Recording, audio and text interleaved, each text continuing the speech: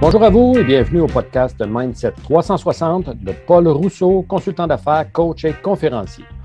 Dans ce podcast, nous allons parler de quel mindset adopter lorsqu'on se sent submergé.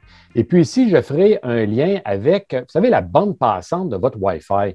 Lorsque vous écoutez un film et puis que pendant le film, l'image passe son temps à figer, et puis, vous sentez que vous vous dites, ben voyons donc, mon Internet ne va pas assez rapidement et vous décidez d'investiguer et vous faites le tour de la maison. Vous voyez qu'un enfant est en train de télécharger des documents lourds et puis votre conjoint ou votre conjointe laisse tourner la télé sur un film et puis tout à coup, vous vous rendez compte que votre voisin est en train de pirater votre Wi-Fi.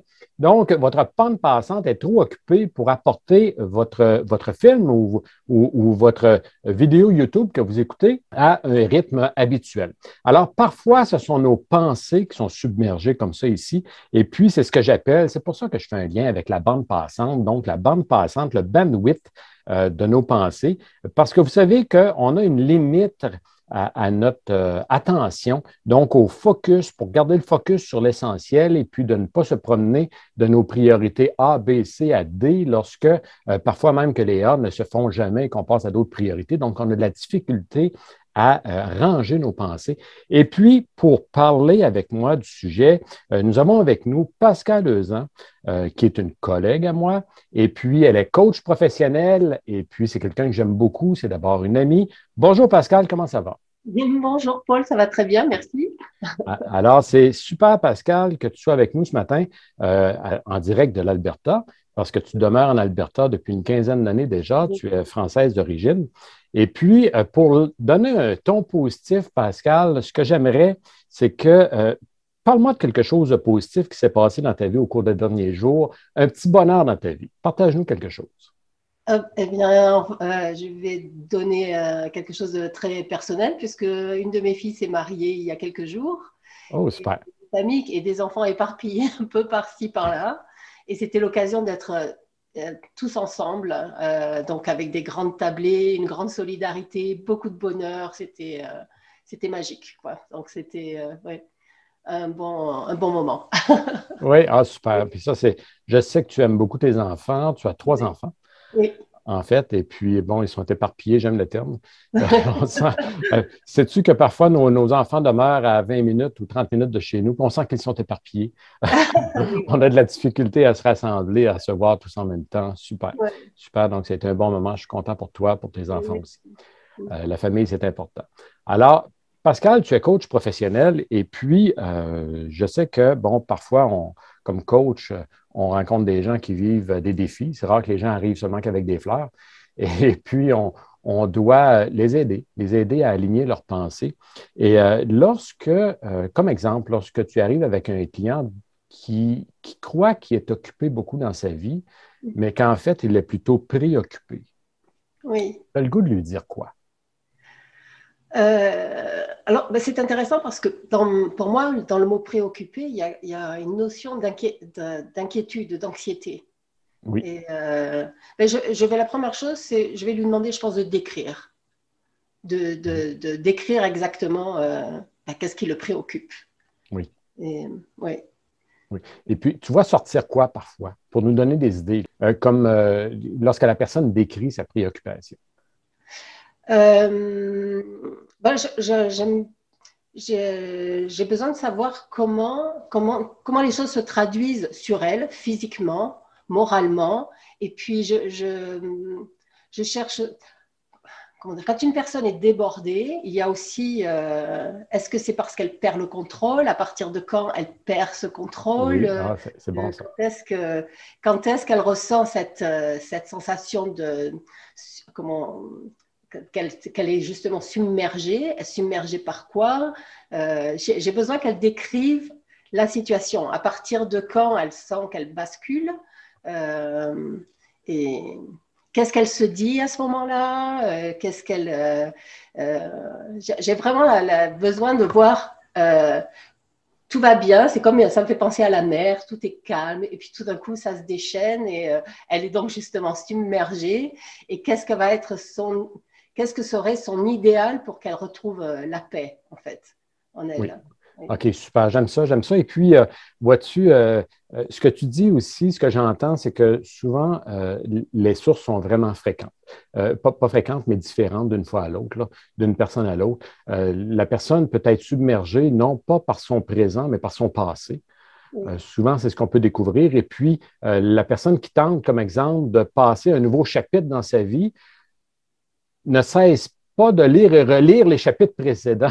Donc, c'est à peu près impossible de passer à un autre chapitre. Oui. Donc, ça ici, ce sont des situations qu'on voit de façon fréquente. Et puis, qu'est-ce que tu vois comme solution? Comme exemple, la personne qui te parle que c'est son passé qui la préoccupe.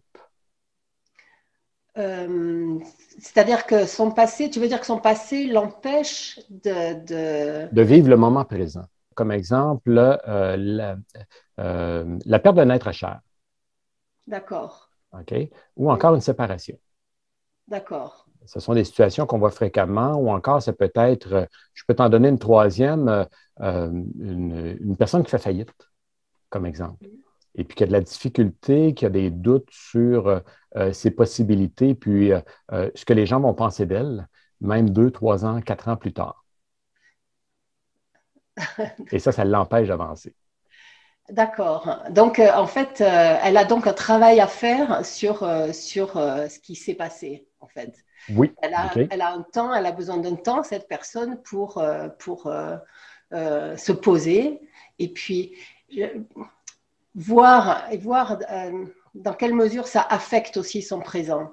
C'est-à-dire que, euh, oui, j'aime l'idée que cette personne, il faut qu'elle regarde les choses. Il y a des choses Mhm. sur lesquelles on a du contrôle et des choses sur lesquelles on n'a pas de contrôle. Et, et il y a des choses qu'on n'a pas le choix d'accepter, d'autres choix que d'accepter, des choses sur lesquelles on n'a aucun pouvoir. Et il y a des choses qui se sont passées sur lesquelles on peut rien faire justement et qui font que ben, ça va définir aussi ce qu'elle est aujourd'hui et qu'est-ce qu'elle va faire avec ça maintenant avec ce qui s'est passé, qu'est-ce qu'elle va en faire pour pouvoir avancer en fait. Voilà. OK, OK. Ouais. Super. Oui, j'aime ça. Donc, c'est de, premièrement, régler ce qui n'a pas été réglé, le comprendre. Oui, et puis le regarder avec ben, sans jugement justement. Ok, voilà, Oui, ça s'est passé, c'est un fait, et ça m'affecte comme ci, comme ça. Je ne sais pas de quelle façon, ça va dépendre justement de oui, l'histoire de chacun.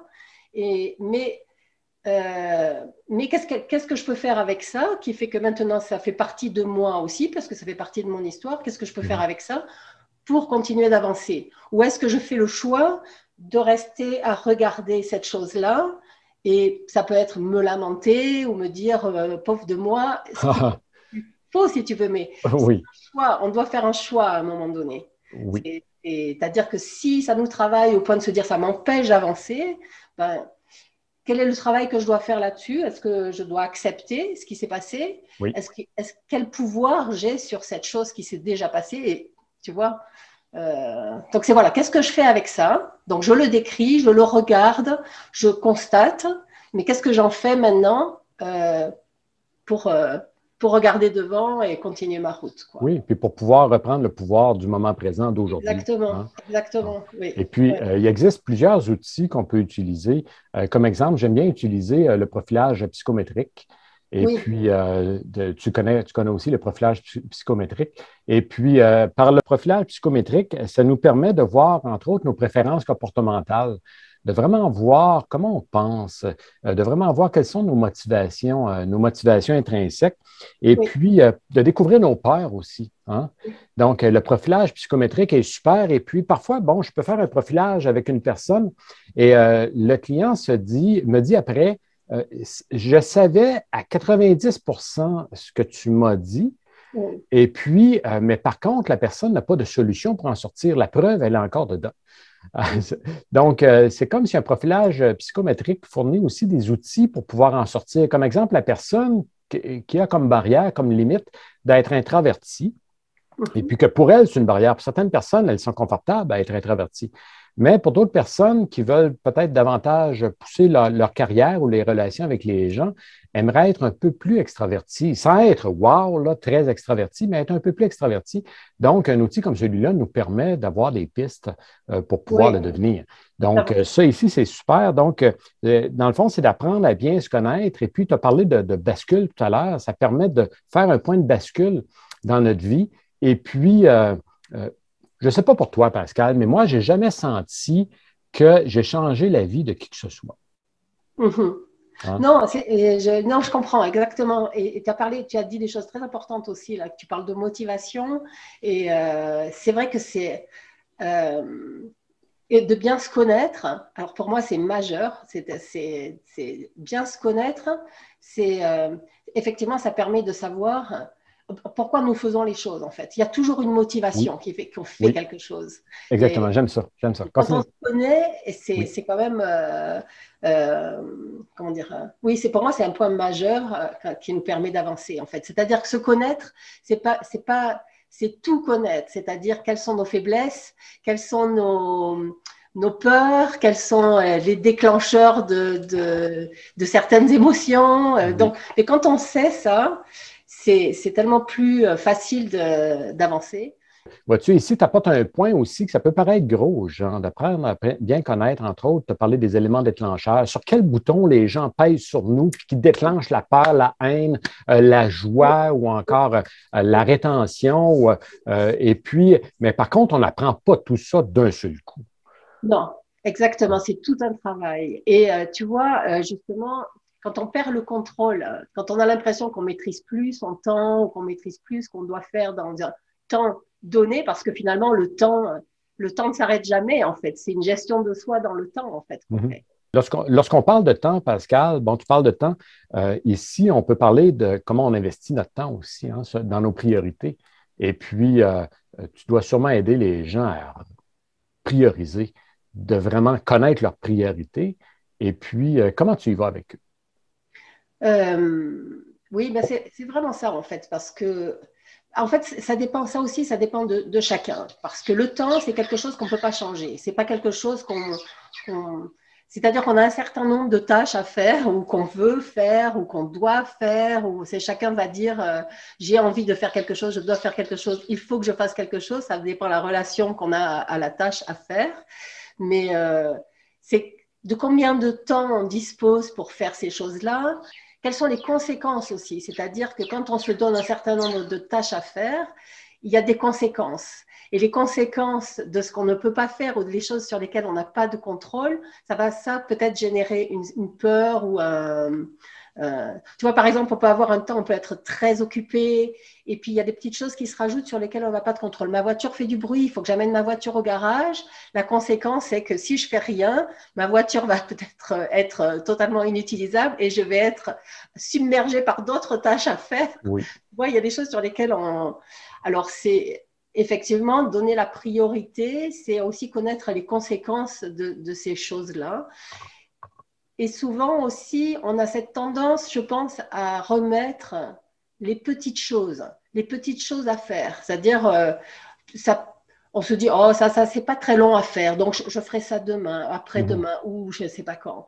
Et puis, on en rajoute une autre, et puis on en rajoute une Et autre. ça s'accumule. Et ça donne tout d'un coup cette sensation où on est submergé, et on se dit, oh là là, Mhm. mais j'ai tellement de choses à faire. Et puis, et finalement, quand on les regarde, ces petites choses-là, et on se dit, bah, ça va, je peux éliminer ça en 2 minutes, je peux faire ça en 5 minutes, je peux faire ça. Donc, donc, se débarrasser aussi de ces petites choses va aussi faire baisser la pression, Oui. mais il faut pouvoir regarder ces choses-là. C'est-à-dire qu'on a cette sensation d'être submergé, mais si on regarde chaque chose à faire, euh, bon, encore une fois, ça c'est une généralité parce que je me dis ça dépend aussi de chacun. Si on prend un grand chef d'entreprise qui a beaucoup de responsabilités et beaucoup, bon, elle va peut-être aussi tout d'un coup se dire j'ai besoin de déléguer certaines choses. Oui. Qu'est-ce que je peux déléguer? Qu'est-ce que je veux déléguer? Qu'est-ce que je suis capable de déléguer aussi? Mhm. Oui. Ça va être une question de personne. Oui. Euh, Effectivement, on doit se placer dans un mindset ici, Pascal, et puis tu as parlé de bon, certaines tâches qu'on remet à plus tard. Et Parfois, on remet des tâches importantes à plus tard, qui peuvent être de petites ou de grandes tâches. Et puis, ça revient comme notre bande passante dont on parlait. On s'est fait pirater notre temps. On s'est fait pirater par des demandes d'une et l'autre personne et on n'a pas appris à dire non. Donc, ça ici, ça arrive fréquemment. Et puis, le fait de remettre à plus tard aussi, il y a différentes raisons qui font que des choses qu'on devrait régler maintenant, régler rapidement, on les remet à plus tard à cause d'une raison bien simple que tu as énumérée tout à l'heure, c'est la peur. La peur du dénouement, la peur de la réponse qu'on aura. Ça ici, c'est une raison qu'on voit beaucoup trop fréquente. Imagine comme exemple, tu as sûrement déjà eu un téléphone à faire un jour et puis tu as remis à plus tard ce téléphone. Et puis on remet le téléphone. Et puis lorsqu'on se décide à le faire, on approche du téléphone et on dirait que le téléphone grossit. On dirait que l'acoustique est impossible à lever, elle est trop lourde. Et puis plus on attend, plus ça prend de l'ampleur, ces affaires-là. Et puis, rappelle-toi d'une fois que tu l'as fait, Pascal, que tu as fini par faire cet appel, tu raccroches le combiné, tu t'es dit quoi? Ah, ben, j'aurais pu, enfin, c'était pas grand-chose. Voilà. J'aurais pu le faire beaucoup plus tôt. Donc, tu as laissé grandir des peurs en toi et puis le dénouement n'était pas du tout ce que tu t'attendais. Oui, oui. Donc, tout ce qui traîne se salit. Oui, exactement. C'est ça, exactement. C'est marrant parce que je ne connaissais pas cette expression, en fait. OK, tu n'avais jamais entendu. Et c'est marrant parce que tu m'en as parlé récemment et évidemment, quand on y réfléchit, on se dit, ben oui, finalement, ça prend la poussière. Et puis, on rajoute nos propres, comment dire, si on laisse traîner, on se fait effectivement peut-être un film de ce que, enfin, on imagine des choses qui sont, qui sont totalement des choses qu'on a à l'intérieur de nous, mais souvent impossible. On sait que ça ne se passera pas, ça ne se produira pas, et puis on le fait quand même. Et puis, aussi un point que je trouve important lorsqu'on est submergé comme ça ici, c'est que notre focus n'est pas bien placé sur le moment présent. On ne vit pas le moment présent. On peut être comme exemple avec un membre de notre famille ou avec un client qu'on aime beaucoup, une personne avec qui on aime passer du temps. Mais lorsqu'on est avec cette personne, notre esprit est occupé ou préoccupé par notre pire client, par un mauvais client qu'on se prépare, à qui on se prépare de donner un congédiement, de dire je te claire comme client, et puis on passe à côté de beaux moments qu'on peut passer avec les gens qui sont avec nous. Alors, ici, on peut peut-être avoir quelques pistes pour aider les gens. Aider une personne qui se sent trop préoccupée. Comme exemple, ici, Pascal, ce que j'aurais envie de dire à la personne, c'est qu'est-ce qui occupe inutilement la bande passante de votre esprit présentement? Donc, de l'écrire, de prendre le temps de l'écrire. Et puis, tu entends quoi, toi, souvent, lorsque tu leur demandes, tu parlais de décrire, tu entends quoi, ce qui occupe les gens, et puis lorsque ce n'est pas une priorité, non, mais pas du tout. C'est très important pour moi de décrire. Oui. Et de décrire aussi qu'est-ce qui éliminerait ce bruit justement sur cette bande passante. Qu'est-ce qui pourrait permettre d'éliminer les sons supplémentaires? Qu'est-ce qui pourrait clarifier un peu la bande? Et la personne va probablement proposer des solutions. Je sais pas, je pourrais faire ci, ou si ça n'était pas là, bon, qu'est-ce que vous pourriez faire pour éliminer ça ou pour vous débarrasser de ça donc c'est vraiment, il faut pour moi la description, et c'est majeur parce que la personne, même le fait de le dire, elle trouve ses solutions, elle les trouve, elle va les essayer après, elle va les tenter et puis elle va trouver sa façon de faire en fait. Okay. Donc, on commence par vider notre sac. C'est majeur. Oui, donc on commence par vider notre sac, on sort tout ce qu'il y a là. Oui. Donc, on le vide. Pas seulement dire ce qui ne va pas, c'est-à-dire aussi parler de soi, c'est-à-dire quelles sont toutes les répercussions sur soi. Oui. Qu'est-ce que ça génère, en fait, ce son, comment ça, ces interférences, on va dire. Oui, OK, ça va avec le thème. Et puis, c'est aussi de pouvoir sortir toutes ces choses, puis se mettre en relation aussi avec jusqu'où c'est vrai, jusqu'où ça peut m'affecter, que ça m'affecte réellement. Et puis, en le faisant, bien, sortir les solutions, c'est comme se poser la question, que puis-je faire de plus pour améliorer la situation? Et puis, on se donne l'occasion à ce moment-là de diriger nos pensées, prendre nos pensées qui sont focusées vraiment sur le négatif, sur ce qui nous préoccupe, et puis de diriger par la suite nos pensées vers ce qui est plutôt essentiel, hein, vers là où on devrait mettre notre temps. Et puis, toi, ici, un processus comme celui-là, tu vois que c'est un processus qui peut prendre combien de temps? C'est une question qui peut être posée, ça, Madame la coach. J'en ai pour combien de temps avec vous? Est-ce que tu as une réponse à ça? C'est toujours des choses qui s'adaptent. C'est-à-dire qu'on peut définir quelque chose pas tellement long finalement. Ça peut être, je pense que, je ne sais pas, 3, 6 mois. C'est pas si long en fait parce qu'il faut tester. La personne va tester des choses qui vont lui convenir. Ça peut être de petits. Il y a plein d'astuces en fait pour gérer ces choses-là. Donc il faut qu'elle trouve elle ce qui va s'adapter le plus à ce qu'elle est. Et puis, avec essais-erreurs, des fois, on est persuadé que c'est ça qui va marcher et on se rend compte qu'on ne tient pas dans la longueur, c'est-à-dire que ça nous demande un effort sur lequel on doit aussi travailler. Donc, il faut faire des petits essais et voir vraiment ce qui nous correspond le mieux et puis et réadapter. C'est-à-dire, si ça ne marche pas, pourquoi ça ne marche pas? Peut-être c'est quelque chose qui ne correspond pas, ça peut être… c'est trop rigoureux. Il faut que vraiment la personne se sente dans son élément, que ça ne soit pas quelque chose qui se rajoute à ce qu'elle doit faire. Oui, on ne doit pas empirer la situation.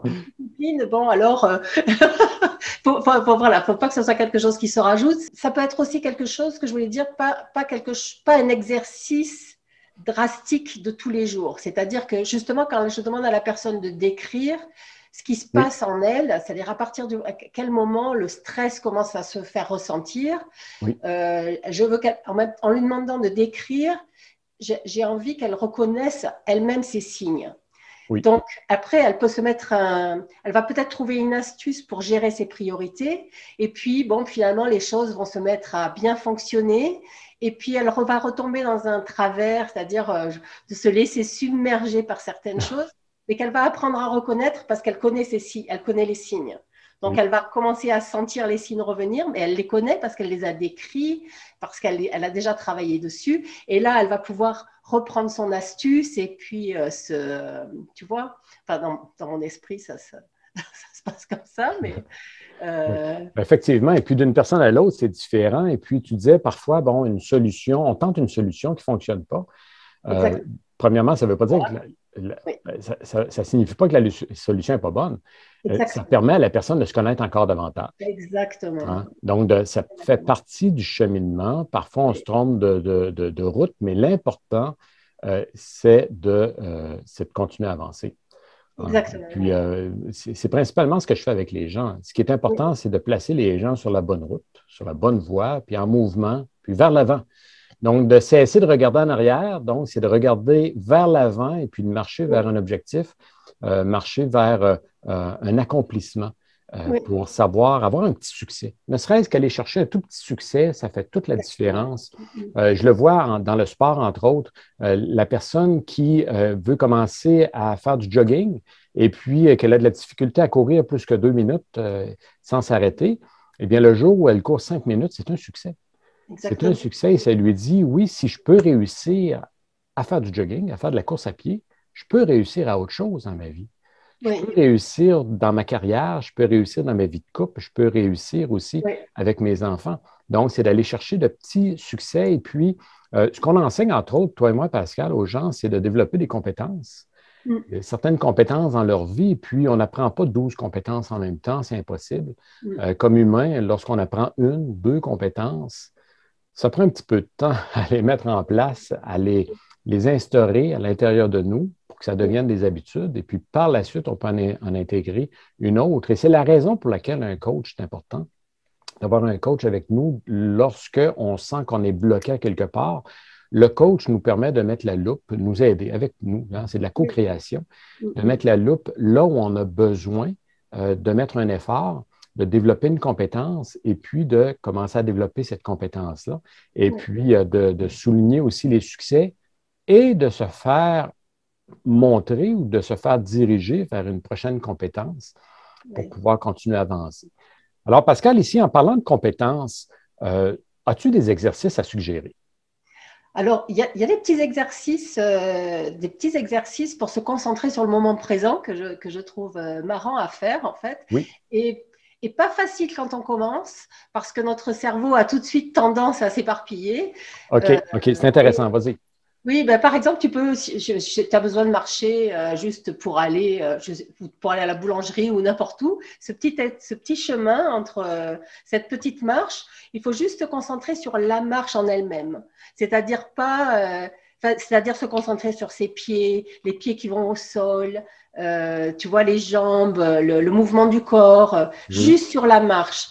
Mais le cerveau va se dire, ah oui, mais alors attends, je vais aller à la boulangerie, j'aime bien celle-là. Ah oui, putain, il faut que je pense absolument à donner ce coup de téléphone quand je reviens. Non, alors ça, on se rend compte que ça se passe, mais il faut tout de suite revenir sur la marche en elle-même. Où tu manges quelque chose, par exemple, tu décides de te concentrer juste sur ce que tu manges. Je sais pas, y a une clinique qui a été faite, c'est dans le Massachusetts.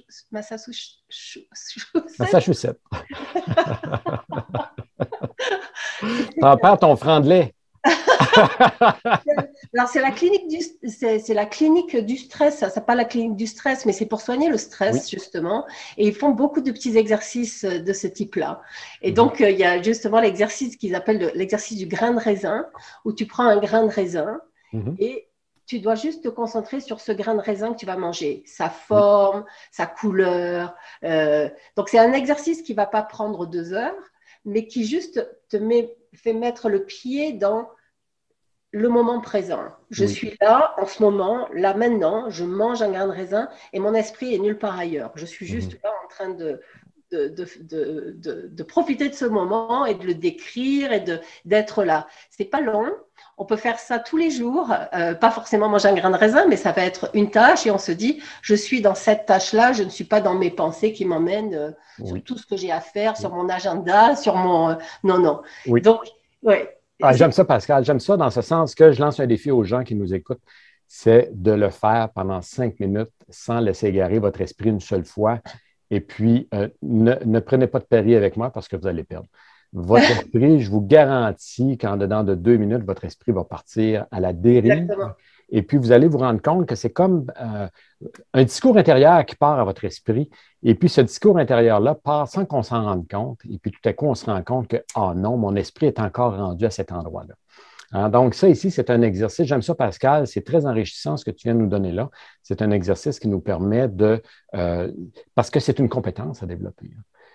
Vraiment être sur le moment présent, vraiment se connecter au moment présent, c'est une compétence qu'on a à développer. Et puis, cette compétence-là, elle est simple, mais il n'y a personne qui dit que c'est facile. Parce que vous pouvez avoir un 20, 30 ans, 40 ans derrière vous qui vous siphonne vos pensées ailleurs. Et puis ici, ce que vous avez à faire, c'est de ramener la roue. C'est comme si vous êtes dans un champ avec votre automobile et puis que vos roues sont dans des rouillères, que les autos passent au même endroit depuis 40 ans et puis que vous tentez tout à coup de sortir de ces rouillères-là. Tenez bien votre volant parce que vous allez voir que c'est difficile de sortir de vieilles rouillères. Mais c'est possible de le faire. Et puis cet exercice-là ici, ne tentez pas de le faire pendant 1 heure, mais le faire pendant 5 minutes, 10 minutes, c'est énorme les premières fois. Oui, absolument. C'est une gymnastique. Alors, ici, Pascal, je trouve qu'on a fait une belle tournée du sujet de la bande passante, de pouvoir vraiment libérer notre esprit. On pourrait en parler longtemps, dans ce sens que parfois on arrive avec une personne qui est submergée, donc qu'est-ce qu'on peut faire pour cette personne? Souvent, la solution, c'est de la diriger vers une autre personne qui peut l'aider si nous, on ne peut pas le faire nous-mêmes de façon compétente pour ne pas briser la personne en cours de route. Hein? C'est comme tenter de réparer l'automobile de notre voisin lorsqu'on n'est pas mécanicien. On va apporter plus de dommages que d'autres choses. Un mot de la fin, Pascal? C'est un vaste sujet. C'est très intéressant, je trouve. Il n'y a pas une recette miracle, en fait. C'est vraiment il faudra que ça. C'est en fonction de chacun. Chacun va trouver sa propre recette. Voilà. J'aime ce que tu viens de dire là. Ici, il n'y a pas de recette miracle parce que Pascal, s'il existait une recette miracle, on écrirait le livre, toi et moi, puis on vendrait ça une fortune. Bon. D'une personne à l'autre, c'est différent. C'est un livre différent à chaque personne, Oui. dans le fond. Hein? Donc, c'est ce que j'entends lorsque tu dis ça ici. Donc, si tu trouves la recette, un miracle un jour, écris-le. Oui, je la garde pour moi. Non. Oui. Alors, pour rejoindre Pascal Lezan, ses coordonnées vont accompagner ce podcast. Et puis, c'était un plaisir de t'accueillir, Pascal. Merci d'avoir été avec nous. Je sais que ton temps est précieux. Et puis, on se reparle bientôt. D'accord, merci Paul. En tout cas, c'était très sympa d'être là. Et puis, si tu as d'autres sujets, j'en parle avec toi avec grand plaisir. Super, merci à toi. Au revoir. Alors, nous étions avec Pascal Lezan qui nous a parlé, entre autres, on a parlé ensemble. Vous savez, c'est un article que j'ai écrit il y a quelque temps de ça, un article sur la bande passante, donc les préoccupations qu'on peut avoir à notre esprit. Un article dont je vous partagerai le lien aussi avec ce podcast. Et puis, vous savez, l'objectif ici, c'est de faire en sorte de désengorger notre bande passante. Et puis, il y a différentes façons de le faire. D'une personne à l'autre, c'est différent aussi. Mais principalement, ce qu'on peut retenir, c'est premièrement, apprendre à bien se connaître. Donc, bien se connaître, c'est quoi? Eh bien, c'est de savoir quelles sont nos motivations intrinsèques, quels sont nos objectifs à nous, quelles sont nos priorités dans la vie. Un profilage psychométrique, entre autres, ça peut vous aider à vraiment bien vous découvrir et puis avoir des pistes aussi pour continuer à cheminer. Deuxièmement, on a appris justement à bien connaître nos priorités pour cesser de passer votre temps sur des priorités d'ordre C ou D et puis de vous y mettre maintenant sur vos priorités A.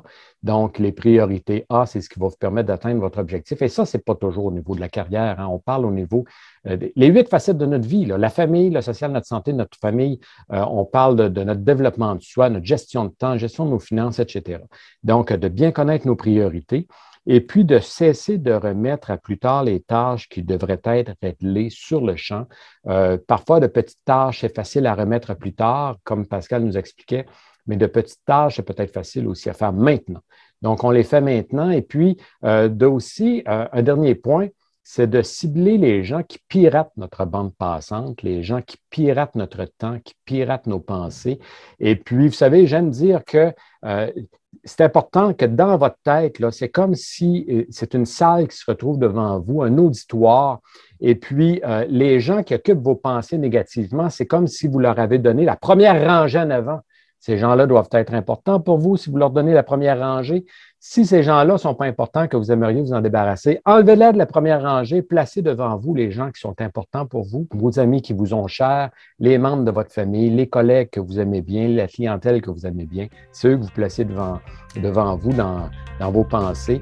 Et puis, vous verrez que ça va désengorger votre bande passante et ça va vous donner du temps pour faire ce que vous aimez faire dans la vie. Alors, ça a été un plaisir de préparer pour vous ce podcast pour vous en compagnie de Pascal Lezan. Et puis ici, Paul Rousseau, consultant d'affaires. On se reparle bientôt et d'ici là, jusqu'où irez-vous? Ciao!